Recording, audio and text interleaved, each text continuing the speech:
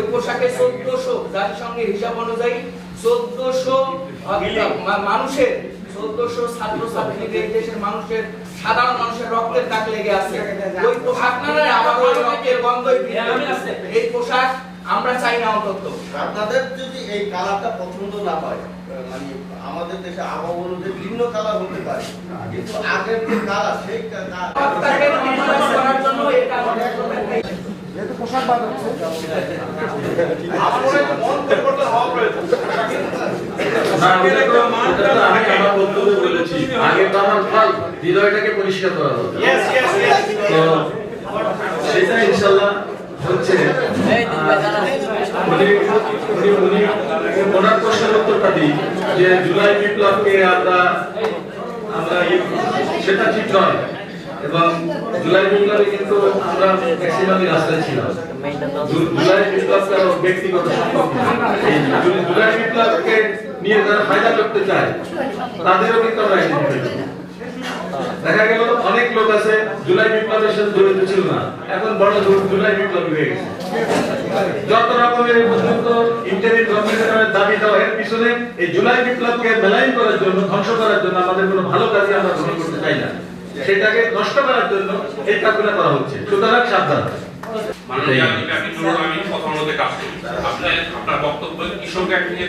এটা একটা গুরুত্বপূর্ণ প্রশ্ন করেছেন। গুরুত্বপূর্ণ প্রশ্ন কারণ হলো আপনি কি আপনার বাবার বিরুদ্ধে ব্যবস্থা নিতে পারবেন? দেশের রাজনীতির মূল চালিকা শক্তি রাজনৈতিক দল, তারা পলিসি মেকার, তারা পার্লামেন্টে নীতি নির্ধারণ করে দেশ কোথায় যাবে, পুলিশ কিভাবে চলবে, সমাজ কিভাবে চলবে, তারাই করে। তো তারা যদি ভুল করে তারা সংশোধনের দায়িত্ব তারা সবাই মিলে সমঝোতার মাধ্যমে টেবিলে আলোচনা করে সিদ্ধান্ত নেবে। তো তাদেরকে কন্ট্রোল করার দায়িত্ব তো আমাদের না। কিন্তু সে যদি কোনো ক্রিমিনাল অ্যাক্টিভিটিস করে বা কোনো আইন ভঙ্গ করে সেক্ষেত্রে আমরা আইনানুগ ব্যবস্থা নেব। বেশ কয়েকজন আটক করা হয়েছে এবং পুলিশ প্রথমে জানিয়েছিল যে তাদেরকে আটক করা হয়েছে, পরবর্তীতে আবার ওসি অস্বীকার ডিসি জানিয়েছেন যে জেলে দেওয়া হয়েছে এবং সেখান থেকে তাদেরকে কারাগারে পাঠানো হয়েছে। আমি প্লিজ আমাদের পুলিশের পক্ষ থেকে কোনো অতি উৎসাহী ভূমিকা পালন করা হবে না, কিন্তু আপনার সিটিজেনকে ল অ্যাবাইডিং হতে হবে, আইন নিজের হাতে তুলে নেওয়া যাবে না, তাহলে দেশ একটা অকার্যকর দেশে পরিণত হবে। আইনের শাসন বাস্তবায়ন, ন্যায় বিচার প্রতিষ্ঠা, এই জন্যই পুলিশ কাজ করবে। আর যারা নিষিদ্ধ সংগঠন, অনেক নিষিদ্ধ সংগঠন আছে, তারা বিভিন্ন অজুহাতে সালেসুতায় যে রাস্তায় নেমে এসে আইন শৃঙ্খলার অবনতি ঘটাবে, সন্ত্রাসকে উস্কে দিবে, এটা আমরা মেনে নিব। ধন্যবাদ। আইজিপি মহোদয়ের কাছে আমার কোশ্চেন, আমি আমার কোশ্চেনটা ভাইয়ের সাথে সংযুক্ত আর কি, সেটা হচ্ছে মব সম্পন্ন আছে কি? মব সন্ত্রাস নির্মূলে অবশ্যই পরিকল্পনা আছে। আপনারা ইতিমধ্যে দেখেছেন আমাদের দেশে যে আনএমপ্লয়মেন্ট আছে, এটার কারণে যে সংগঠনই কোনো প্রোগ্রামের ডাক দেয় সেখানে কিন্তু লোকের সমস্যা হয় না। কিশোর গ্যাং, এটা অলরেডি তাদের বিরুদ্ধে আমরা ব্যবস্থা নিতে শুরু করেছি। বিশেষ করে মাদকের সাথে রিলেটেড লোকজনই কিন্তু এই জিনিসগুলোর সাথে বেশি জড়িত হয়। কোনো ভদ্রলোক, ল অ্যাবাইডিং সিটিজেন কিন্তু এই মবের সাথে জড়িত না। আবার কিছু আছে এই মব থেকে ফায়দা লোটার জন্য লুটপাট এবং বিভিন্ন রকমের অপকর্ম করার জন্য তারা এইটা আরো যারা ব্যাপক আকারে ছড়ায় সেগুলো চেষ্টা করে। আমরা মূল মব তৈরিকারী যারা তাদেরও লিস্ট তৈরি করতেছি, সে যত ক্ষমতাধর হোক তাদেরকে আইনের আওতায়। বাংলাদেশ পুলিশের বিশেষ করে হচ্ছে থানার যারা থাকে, থানার বড়বাবু, ওসি মহোদয়, তারা বিভিন্ন অনুষ্ঠানে বা কর্মকর্তারা বিভিন্ন অনুষ্ঠানে গিয়ে তখন, তা আপনার কাছে আমার কোশ্চেন যে আপনি আসবার পরে অর্থাৎ দায়িত্ব নেবার পরে বাংলাদেশ পুলিশ বাহিনী কতটুকু অরাজনৈতিক ভূমিকা রাখবে? একটি গুরুত্বপূর্ণ পার্ট এবং জনগণেরও একটা ভূমিকা রাখার জন্য গুরুত্বপূর্ণ ভূমিকা পালন করে থাকে। জনগণ যদি ল অ্যাবাইডিং হয়, আমাদেরকে বিভিন্ন রকমের রাজনৈতিক প্রশ্ন অনেক সময় করা হয়, এগুলো আমি বলবো আপনারা আমাদেরকে কোনো রাজনৈতিক ব্যাপারে প্রশ্ন করবেন না। আমাদের সঙ্গে শুধু আইন শৃঙ্খলা রক্ষা এবং আপনাদের সাথে যে সেবা দেওয়ার সম্পর্ক, সেই ব্যাপারে আপনারা কথা বলবেন। তাহলে হয়তো পুলিশ এক সময় দেখবেন যে তারা কোনো রাজনৈতিক স্লোগানও দিবে না, রাজনৈতিক কর্মকাণ্ডেও জড়িত হবে না। বাংলাদেশ পুলিশকে আপনি যে দলে যে মতেরই হন না কেন, পুলিশ হচ্ছে জনগণের বন্ধু। কোন ধরনের অপরাধ বা সে যদি কোনো ধরনের ভিকটিমের শিকার হয়, অন্যায় শিকার হয়, তার মূল জায়গাটা প্রথমে কিন্তু পুলিশ।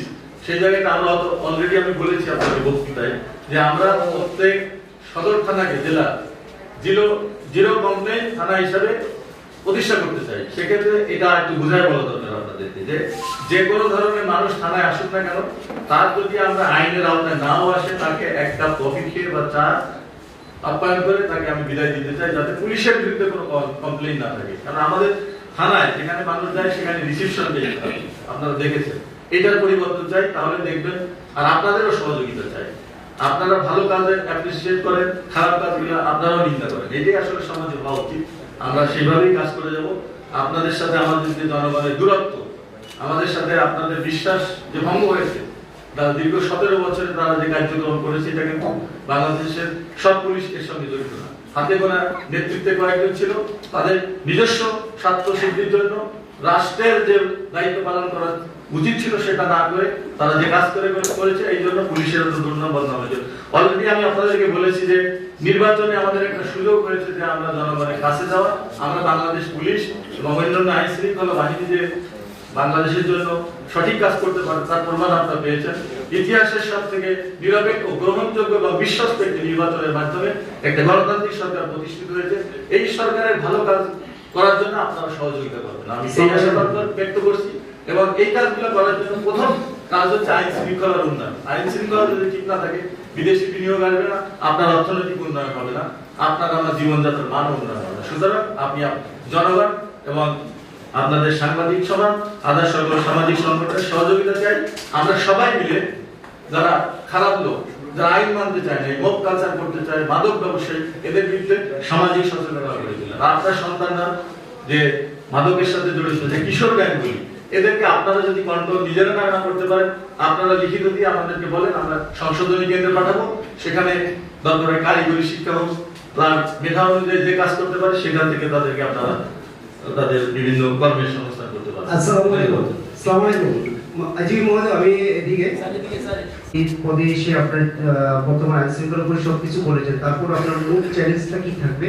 আরেকটা হচ্ছে পুলিশের পোশাক নিয়ে তো নানা ধরনের সামাজিক যোগাযোগ মাননীয় আইজিপি সরোয়ার ভাইয়ের সাথে আমি আরেকটি ইন্টারভিউ করতে চাই। আগে যারা সাবেক মহাপরিদর্শক ছিলেন তারা কিন্তু একই ঘোষণা দিয়েছেন, মাদকের বিরুদ্ধে জিরো টলারেন্স। আসলে মাদক কি আসলে নির্মূল করতে পেরেছে কিনা, এবার একটু পদক্ষেপ নেবেন। দীর্ঘ সময় যে একটা ট্র্যাডিশন চালু হয়েছে, এটা তো একদিনে রাতারাতি চেঞ্জ করা যাবে না। আমাদেরকে রেসপন্স টাইম দিতে হবে। এবং দেখেন, আপনাদের এই যখন কোনো ঘটনা ঘটে, আপনারা এসে এমন ভাবে প্রশ্ন করা বা মনে হচ্ছে যে এখনই আপনি যে ঘটনা ঘটছে এটা বিচার শেষ করতে হবে, উদ্ঘাটন করতে হবে। আপনি দেখেন এমন এমন মার্ডার আছে যেটা উদ্ঘাটন করতে 20-25 বছর লেগে যায়।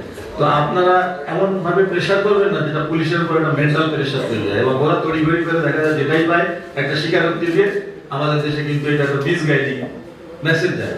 তারপর মানে আপনারা দেখেছেন জজ নেয় নাটক, এটা কিন্তু মিডিয়ার প্রেসারের কারণে কিন্তু আমি মনে করি এই জিনিসগুলো তৈরি হয়েছে। আরো অনেক আছে, যাই হোক, এগুলো এখন যাতে না হয় আপনারা আমাদেরকে রেসপন্স টাইম দিবেন। আপনারা দেখেন, আমি আসার পরে যতগুলো ঘটনা ঘটছে, এই যে গণরেপ বলেন, যেটাই বলেন, এগুলো কিন্তু প্রত্যেকটা ঘটনা আমরা আইডেন্টিফাই করতে সমর্থ হয়েছি। সুতরাং আপনারা সহযোগিতা করবেন। আপনাদের কাছে পুলিশের থেকে অনেক সময় অনেক তথ্য থাকে, আপনারা আমাদেরকে তথ্য দিয়ে পোশাক, এটা আমি যতদূর জানি আমাদের সরকার সঠিক সিদ্ধান্ত নেবেন এবং এটা নিয়ে তারা আপনারা পর্যালোচনা করছেন। আপনারা আমাদের কাছ থেকেই ফাইনাল ব্রিফিংটা পাবেন স্বরাষ্ট্র মন্ত্রণালয় থেকে। চ্যালেঞ্জ আসলে আমাদের দেশে আপনারা দেখেন, পৃথিবীর ভিতরে সব থেকে একটা জনবহুল রাষ্ট্র। চ্যালেঞ্জটা হলো আমাদের ল অ্যাবাইডিং সিটিজেন দিন দিন কমে যাচ্ছে। সবাই রাতারাতি যে কোনো ঘটনা ঘটলে বিচারটা খুব দ্রুত চায়, কিন্তু আপনারা দেখেন আমাদের যে জুডিশিয়াল সিস্টেম বা আমাদের যে পুলিশিং সিস্টেম, একটা ঘটনা ঘটলে এটা তো প্রক্রিয়া আছে, তদন্ত সুযোগ দিতে হবে। তো এই জন্য আমি একটা প্রপোজাল গভর্নমেন্টকে দিয়েছি যে প্রত্যেকটি থানায়, যেহেতু আমরা খুব শর্ট টাইমের ভিতরে বিচার দেয়, বিশেষ করে টাকা আদায়, জমি সংক্রান্ত সমস্যা, এই সমস্যাগুলো কিন্তু আমরা ইনস্ট্যান্ট থানাতে যদি একটা জুডিশিয়াল ম্যাজিস্ট্রেট বসায় দেওয়া হয়, দেখা যায় আপনি 7 দিনের ভিতরে বিচার পাবেন, আপনার কোর্টে ঘুরতে দিচ্ছে না, পুলিশেরও সময় সেভ হচ্ছে। এই ধরনের কার্যক্রম আমরা সরকারের পরিকল্পনা আছে, ইনশাআল্লাহ এটা আমরা দ্রুত বাস্তবায়ন করতে পারবো। তাহলে দেখবেন আপনার পুলিশের প্রতিও মানুষের যে মানে একটা বিরূপ ধারণা, এটাও কমে যাবে। কারণ কি অনেক জিনিস আছে আমরা আইনে কভার করে না। আমরা মাঝে মাঝে বিবৃতি দিয়ে বলা হয় যে টাকা আদায় থেকে শুরু করে এগুলা পুলিশের কাছে আসবে না, জমি সংক্রান্ত ল্যান্ড লিটিগেশন যেটা আর কি, সেটা কোর্টই সিদ্ধান্ত নিবে। কিন্তু এগুলা ওখানে যদি কোনো ম্যাজিস্ট্রেট থাকে স্বল্প সময়ের ভিতরে যদি বিচারটা দিয়ে দেয় তাহলে জনগণ সন্তুষ্ট, আমাদের প্রশাসনিক জটিলতাও কমে যায়। এটা আমার মনে হয় সম্ভব হবে বাংলাদেশে। আপনারা আসলে সমস্যার সমাধানের জন্য সবাই পজিটিভ এগিয়ে আসতে হবে, বিরূপ ধারণা পোষণ না করে সহযোগিতা করতে হবে। ধন্যবাদ। আসসালামু আলাইকুম। আর দ্বিতীয় প্রশ্ন হচ্ছে যে আইজিপি ওনার সাথে আমার কে যুক্ত আছে আর কি। আমি আপনাদেরকে আশ্বস্ত করতে পারি, ওরা তো এদিকে যে প্রথমে প্রশ্ন করলেন যে সৎ, দক্ষ, যোগ্য কর্মকর্তা অবশ্যই মূল্যায়ন হবে, এবং এইটার বিরুদ্ধে কথা বলার কারণে আমি নিজেও ক্ষতির শিকার হয়েছি। আপনারা অনেকেই জানেন, ব্যক্তিগতভাবে আমাদের অনেকের সাথে পরিচয় আছে। তো এটা বাংলাদেশ পুলিশে আমি মনে করি আমি থাকাকালীন ইনশাআল্লাহ হতে দেব না। আরেকটা আপনার প্রশ্ন ছিল হলো, আগে তো বিভিন্ন কিবলা দেখছি আমরা প্রধানত এবং প্রধানের আমি ক্লিয়ার কাট মেসেজ আমার, বাংলাদেশ পুলিশের 2,15,000 সদস্য আছে, একটা পরিবার। এর ভিতরে যদি দুষ্ট কেউ থাকে, দুষ্ট করে হচ্ছে শূন্য গল্প, সেটা বিদায় হবে। আর যারা সৎ, দক্ষ, যোগ্য তারাই বাংলাদেশ পুলিশের জন্য কাজ করবে। ধন্যবাদ। আমি প্রথম জানতে চেয়েছিলাম যে এটা তো অলরেডি বলেছি, এটা তো কূটনৈতিক চ্যানেলে আমাদের ফরেন মিনিস্ট্রি কাজ করছে, তারা ইনশাআল্লাহ আপনাদেরকে এই ব্যাপারে সঠিক তথ্য দিতে পারবে। আর এটা আমার বলাও ঠিক হবে না, যেহেতু এগুলো কূটনৈতিক চ্যানেলে ফরেন মিনিস্ট্রি কাজ করে, আরো আদার সংগঠনও আছে, তারা স্বরাষ্ট্র মন্ত্রণালয় থেকে মন্ত্রী মহোদয় আপনাদেরকে জানান।